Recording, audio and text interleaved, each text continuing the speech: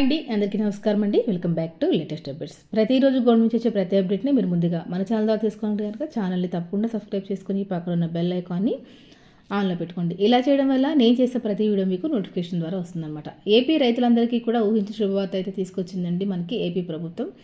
అన్నదాత సుఖీభవ పథకానికి సంబంధించిన కీలక అప్డేట్ని అయితే తీసుకురావడం అయితే జరిగింది.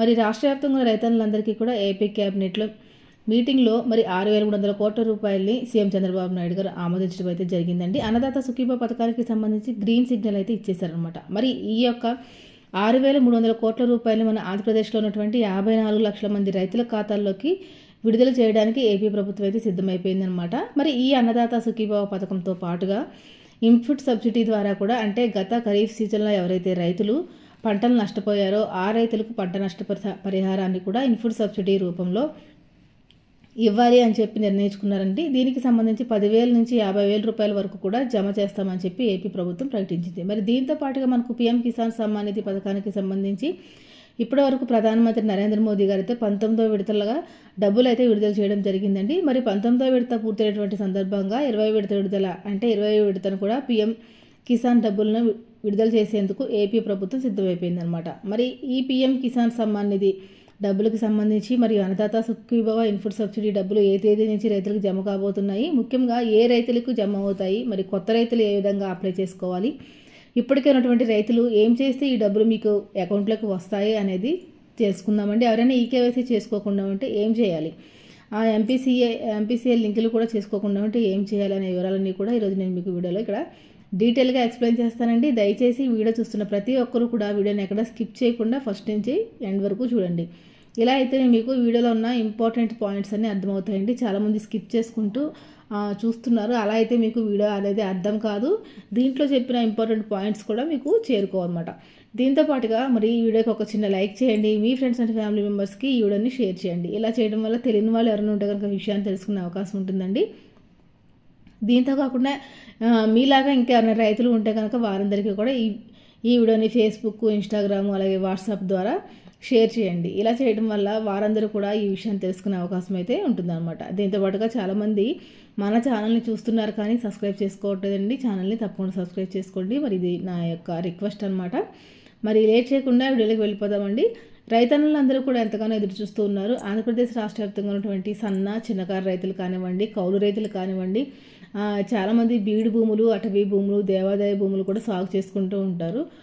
అలాంటి వారికి కూడా ఈ యొక్క అన్నదాత సుఖీభవ పథకానికి కానివ్వండి, ఇంకా గవర్నమెంట్ వారు తీసుకొచ్చే ఇన్పుట్ సబ్సిడీ కానివ్వండి, కేంద్రం నుంచి వచ్చే పీఎం కిసాన్ వచ్చే డబ్బులు కానివ్వండి, అవన్నీ కూడా మీ యొక్క అకౌంట్లోకి జమ కావాలంటే కనుక మీరు ఏం చేయాలి, కొన్ని ప్రాసెస్ అయితే ఉంటుందన్నమాట. ఆ ప్రాసెస్ అంతా మీరు చేసుకుని రెడీగా ఉన్నట్టయితే కనుక గవర్నమెంట్ వారు డబ్బులు రిలీజ్ చేయగానే మీ అకౌంట్లో డబ్బులు అయితే పడతాయి అన్నమాట. సీఎం చంద్రబాబు నాయుడు గారు మేనిఫెస్టోలో ప్రతి రైతుకి కూడా 20,000 రూపాయలు ఇస్తామని చెప్పి ఆయన ఎన్నికల మేనిఫెస్టోలో భాగంగా ప్రకటించారంటే ఆయన ప్రకటించినట్లుగానే ఈ యొక్క అన్నదాత సుఖీభవ పథకానికి సంబంధించి మరి మనకు ప్రస్తుతానికి అసెంబ్లీలో సమావేశాలు అయితే జరుగుతూ ఉన్నాయి. మరి అసెంబ్లీ సమావేశాలు రేపటితో పూర్తవుతాయని మనకు చెప్తూ ఉన్నారు. మరి ఈ యొక్క అసెంబ్లీ సమావేశాలు అన్నదాత సుఖీభవ పథకం కోసం రాష్ట్ర ప్రభుత్వం 6,300 కోట్ల రూపాయలను అయితే కేటాయించింది. పీఎం కిసాన్ పథకం కోసం మన ఏపీలో ఉన్నటువంటి 43 లక్షల మంది రైతులకు పీఎం కిసాన్ కింద రిజిస్టర్ అయి ఉన్నారు. మరి 43 లక్షల మంది రైతులకి 3,100 కోట్ల రూపాయలని కేటాయించారు. దాదాపుగా మన ఏపీలో ఉన్నటువంటి రైతన్నులందరికీ కూడా మొత్తంగా 9,400 కోట్ల రూపాయలను కేంద్ర ప్రభుత్వం అలాగే రాష్ట్ర ప్రభుత్వం డబ్బులు కేటాయించి ఉంచాయండి. మరి యొక్క డబ్బులు విడుదల చేసేందుకు ప్రభుత్వాలు కూడా సిద్ధంగా ఉన్నాయన్నమాట. మరి రైతులకు యొక్క డబ్బులు మీ అకౌంట్లో పడాలి అంటే కనుక రైతన్నులందరికీ కూడా కొన్ని సూచనలు అయితే చంద్రబాబు నాయుడు గారు చేశారనమాట. రైతుల పక్షపాతిగా మన సీఎం చంద్రబాబు నాయుడు గారు ఉన్నారని కూడా చెప్పడం జరిగిందండి. రైతులే కాకుండా కౌలు రైతులు, దేవాదాయ భూములు సాగు చేసేటువంటి ప్రతి రైతుకు కూడా యొక్క పీఎం కిసాన్ అలాగే అన్నదాత సుఖీభవ పథకం ద్వారా సంవత్సరానికి 20,000 రూపాయలు ఇచ్చేందుకు ఆయన సిద్ధంగా ఉన్నాను అని చెప్పడం కూడా జరిగిందనమాట.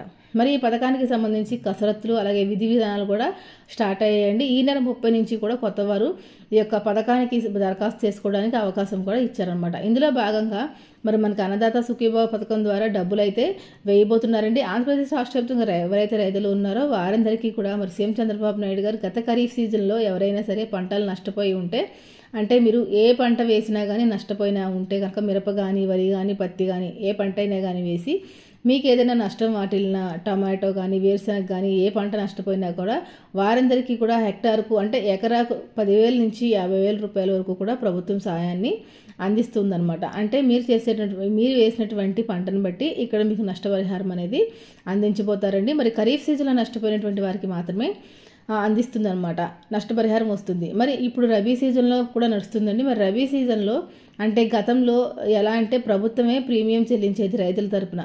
రైతులు వేసినటువంటి పంటలకు ప్రభుత్వమే మనకు ప్రీమియం చెల్లించేది, అంటే పంటలకి ఇన్సూరెన్స్ అనమాట. పంటల యొక్క బీమా అనేది కట్టేది. ఏదైనా సరే ప్రకృతి వైపరీత్యాలు అంటే వర్షాకాలంలో వర్షాల వల్ల కానీ ఏవైనా ప్రకృతి వైపరీత్యాలు కానీ పంట దెబ్బతిని ఉన్నా లేకపోతే పంట సరిగా పండకపోయినా ఎండాకాలంలో ఏదైనా పంటలు ఎండిపోయి బోర్లు ఎండిపోతాయి కదా, నీళ్లు లేక చాలా వరకు పంటలు కూడా నష్టపోతూ ఉంటారు.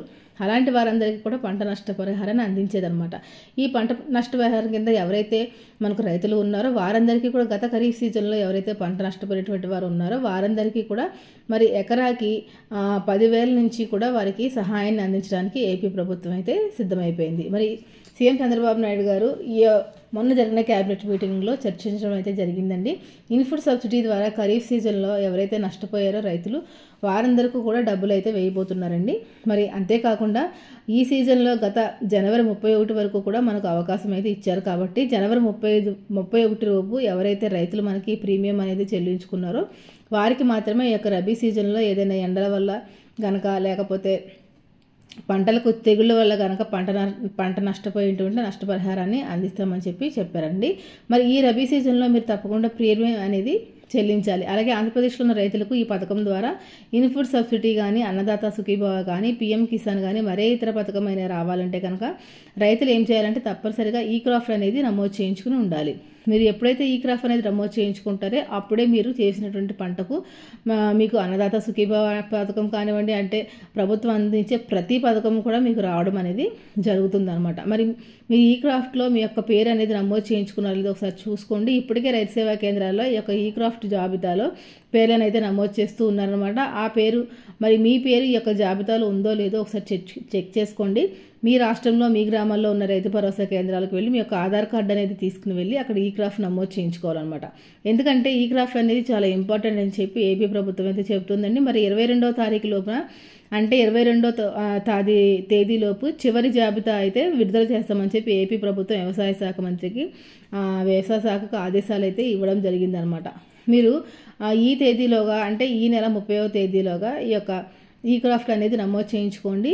మీరు రైతు భరోసా కేంద్రాలకు మీ యొక్క పట్టాదారు పాస్బుక్ అలాగే ఆధార్ కార్డు రేషన్ కార్డు జిరాక్స్లు తీసుకుని వెళ్ళినట్టయితే కనుక వారి యొక్క ఈ క్రాఫ్ట్ నమోదు చేసుకునే వెబ్సైట్లో మీ యొక్క పేరుని నమోదు చేయడం జరుగుతుందండి. దీంతో పాటుగా ఆ ఆఫీసర్స్ అంటే ఈ క్రాఫ్ట్ రైతు భరోసా కేంద్రానికి సంబంధించిన అధికారులు మీ పొలం దగ్గరికి వచ్చి మీ పొలంలో ఏ పంట వేశారో అది ఎంతవరకు వేశారు అనే దానిపైన పూర్తి సమాచారాన్ని నోట్ చేసుకుంటారండి. ఇన్ కేసు ఫ్యూచర్లో తర్వాత ఏమైనా ఇబ్బందులు వాటిల్లినప్పుడు మీకు పంట నష్ట పరిహారం ఎంత ఇవ్వాలి అనేది వాళ్ళకు ఒక అంచనా రావాలి. కాబట్టి ముందుగా వారు మీరు ఏ పంట వేసినా వరి వేసినా లేకపోతే మిరప పంట వేసినా పత్తి పంట వేసినా లేకపోతే కూరగాయల పంటలు పండిస్తుంటారు చాలామంది, టమాటా అని వేరుశెనగ కానీ అలా రకరకాల పంటలు పండిస్తూ ఉంటారు కదా. మీరు వేసిన పంటను బట్టి దాని వాల్యూని బట్టి మీకు ఇచ్చే నష్టపరిహారం కూడా ఆధారపడి ఉంటుందన్నమాట. దీనివల్లే మనకు ఎకరాకి 10,000 నుంచి 50,000 రూపాయల వరకు డబ్బులు కూడా ఇస్తారండి. కాబట్టి వ్యవసాయం చేసే ప్రతి రైతు కూడా ఈ యొక్క ఈ క్రాఫ్ట్లో మీ యొక్క పంటనైతే నమోదు చేయించుకోండి. ఇది ఈ క్రాఫ్ట్ అంటే మీ యొక్క పంటకి మీరు చేసుకునే ఇన్సూరెన్స్ అనమాట. ఇది కూడా చాలా తక్కువ ఉంటుందండి. మినిమం 2,000 నుంచి 4,000 లోపలనే ఉంటుందన్నమాట. మీరు ఈ 2,000, 4,000 రూపాయల గురించి ఆలోచించొద్దు. మీ యొక్క పంటకు మీరు వెంటనే ఈ క్రాప్ చేయించుకోండి. దీంతో పాటుగా రైతులకు డ్రిప్ పద్ధతిని కూడా ఫ్రీగా ఇస్తుందండి గవర్నమెంట్. ఎవరికైనా రైతుల పొలంలో డ్రిప్ అవసరమైతే కనుక వారు కూడా అప్లై చేసుకుంటే మీకు తొందరగానే ఒక నెల రోజుల్లోనే డ్రిప్ అనేది వారే తీసుకొచ్చి మీ పొలంలోకి అరేంజ్ చేయడం కూడా జరుగుతుందన్నమాట. రైతన్నల కోసం రకరకాల పథకాలని రకరకాల వ్యవసాయ పనిముట్లు కానివ్వండి, విత్తనాలు కానివ్వండి, ఎరువులు కానివ్వండి అన్ని సబ్సిడీ రూపంలో అయితే గవర్నమెంట్ ఇవ్వడానికి సిద్ధంగా ఉందండి. కొన్ని రకాల వ్యవసాయ పనిముట్లను పూర్తిగా కూడా ఫ్రీగా కూడా ఇస్తుందండి. మనకి డ్రిప్ అనేది కూడా పూర్తిగా ఫ్రీగా ఇస్తుంది. దీంతో పాటుగా రైతన్నలకు డ్రోన్లు కూడా ఇచ్చేందుకు గవర్నమెంట్ అయితే సిద్ధంగా ఉందండి. దీనికి సంబంధించిన విధి విధానాలను మీరు ఎప్పటికప్పుడు తెలుసుకోవాలనుకుంటే కనుక ఛానల్ని తప్పకుండా ఫాలో అవుతూ ఉండండి. దీంతో పాటుగా మరి అన్నదాత సుఖీభవ అలాగే పీఎం కిసాన్ సమ్మాన్ నిధికి సంబంధించిన డబ్బులకు విడుదల గురించి ఒకసారి చూసుకున్నట్టయితే కనుక రైతన్నులందరూ కూడా ఈకేవైసీ అనేది కంప్లీట్ చేసుకుని ఉండాలన్నమాట. ఈ మధ్యకాలంలో ఈకేవైసీ అనేది చాలామంది రైతులకి అవ్వలేదండి. ఆ రైతులకి ఈకేవైసీ అవ్వని కారణంగా చాలామందికి కేంద్రం నుంచి వచ్చే పీఎం కిసాన్ డబ్బులు అనేవి 2,000 రూపాయలు 19వ విడతకు సంబంధించిన డబ్బులు చాలామంది అకౌంట్లోకి అయితే పడలేదు. ఎందుకు పడలేదు అని అంటే కనుక మనకి యొక్క పీఎం కిసాన్ సంబంధించిన డబ్బులు ఎందుకు పడలేదంటే కనుక ఈకేవైసీ చేయించుకోలేదు కాబట్టి పడలేదన్నమాట. అంటే చాలామంది రైతులు మారుమూల గ్రామాల్లో నివసిస్తూ ఉంటారు కదండి. అలాంటి చోట మరి ఫోన్కి ఓటీపీ వచ్చే అవకాశాలు చాలా తక్కువ ఉంటాయి. అందువల్ల ఫోన్కి ఓటీపీ కానీ చేతి వేలిముద్రల ద్వారా మరి యొక్క ఈకేవైసీ ప్రాసెస్ అయితే చేయబడుతుంది. ఈ సమస్య వల్ల చాలామంది రైతులకైతే ఈకేవైసీ కంప్లీట్ అవ్వలేదండి. మారుమూల గ్రామాల్లో ఫోన్కి సిగ్నల్ లేని గ్రామంలో నివసించేవారు చాలామంది ఇబ్బంది పడుతూ ఇప్పటివరకు పీఎం కిసాన్ డబ్బులు కూడా తీసుకొని రైతులైతే చాలామంది ఉన్నారని చెప్పి మరి ప్రభుత్వం దృష్టికి అయితే వచ్చిందండి. మరి ఈ యొక్క ఈకేవైసీ ప్రాసెస్ చేయడానికిలో మార్పులు చేర్పులు అయితే తీసుకొచ్చిందనమాట. దీనికి సంబంధించి మీ యొక్క ఫేస్ అనేది స్కాన్ చేసి మీ యొక్క ఫోన్లో మీ యొక్క ఫోటో అనేది తీసి తద్వారా ఈ యొక్క ఈకేవైసీ కంప్లీట్ చేయాలని చెప్పి అధికారులకి కొత్త యాప్ ఒకటి తీసుకొచ్చి దానికి సంబంధించిన విధి విధానాలను నిర్దేశించారండి. కాబట్టి ఈ మీ సేవా కేంద్రాల్లో కానీ మీ రైతు భరోసా కేంద్రాల్లో కానీ మీరు మీ యొక్క ఆధార్ కార్డు తీసుకుని వెళ్తే కనుక అక్కడ మీ యొక్క ఫేస్ స్కాన్ చేసి అంటే మిమ్మల్ని ఫోటో తీసి మీ యొక్క ఫేస్ని ఫోటో తీసి తద్వారా ఈకేవైసీ అనేది కంప్లీట్ చేస్తారనమాట. దీంతో పాటుగా ఇంకొక విషయం ఏంటంటే మీ యొక్క బ్యాంక్ అకౌంట్ యాక్టివ్లో ఉందో లేదో చూసుకోవాలండి. బ్యాంక్ అకౌంట్ యాక్టివ్లో ఉండాలంటే కనుక దాంట్లో మినిమం బ్యాలెన్స్ అనేది మెయింటైన్ చేస్తూ ఉండాలి. అట్లీస్ట్ ఒక 500 రూపాయలు అనే కానీ మెయింటైన్ చేస్తూ ఉంటే మీ యొక్క అకౌంట్ అనేది ఎప్పుడూ యాక్టివ్లో ఉంటుందన్నమాట. లేకపోతే అకౌంట్ కూడా పనికి రాకుండా పోతుంది. దీంతో పాటుగా మీ యొక్క బ్యాంక్ అకౌంట్కి ఎంపీసీఐ లింకులు అనేవి చేసుకుని ఉండాలండి. ఇవి చేసుకుని రెడీగా పెట్టుకుంటే గవర్నమెంట్ వారు మనకి డీబీటీ విధానం ద్వారా డబ్బులు అనేవి అకౌంట్లో వేస్తారు కాబట్టి డైరెక్ట్గా ఎలాంటి ఇబ్బంది లేకుండా డబ్బులు అనేవి మీ అకౌంట్లోకి వచ్చి పడతాయి అన్నమాట. దీంతో పాటుగా ఆధార్ కార్డుకి అలాగే బ్యాంక్ అకౌంట్కి మీ యొక్క ఫోన్ నెంబర్ అనేది లింకప్ చేయండి. ఏ ఫోన్ నెంబర్ వాడుతున్నారో మీరు ఒకటే ఫోన్ నెంబరు ఆధార్ కార్డుకి అలాగే మీ యొక్క బ్యాంక్ అకౌంట్కి లింక్ చేసుకోవడం వల్ల మీకు ఎలాంటి ఇబ్బంది లేకుండా అన్నదాత సుఖీభవ పథకం కానివ్వండి, అలాగే పీఎం కిసాన్ డబ్బులు కానివ్వండి, అలాగే పంట నష్టపరిహారం ఈ క్రాఫ్ట్ ఇన్పుట్ సబ్సిడీ కానివ్వండి డబ్బులు అనేవి మీ అకౌంట్లోకి వచ్చి పడతాయి అన్నమాట. కాబట్టి రైతన్నులందరూ కూడా గమనించండి. మరి పీఎం కిసాన్ డబ్బులు ఇప్పటివరకు 19 విడతలుగా డబ్బులు అయితే అకౌంట్లో జమ చేశారు. మరి కేంద్ర ప్రభుత్వం అయితే 20 విడత డబ్బులు జమ చేయడానికి కూడా సిద్ధమైపోయిందండి. దీనికి సంబంధించిన విధి విధానాలు కూడా ఖరారు చేస్తుందన్నమాట. చాలామంది రైతులు కేంద్రం ద్వారా వచ్చే డబ్బులు చాలా తక్కువ మంది రైతులకు చేరుతున్నాయి.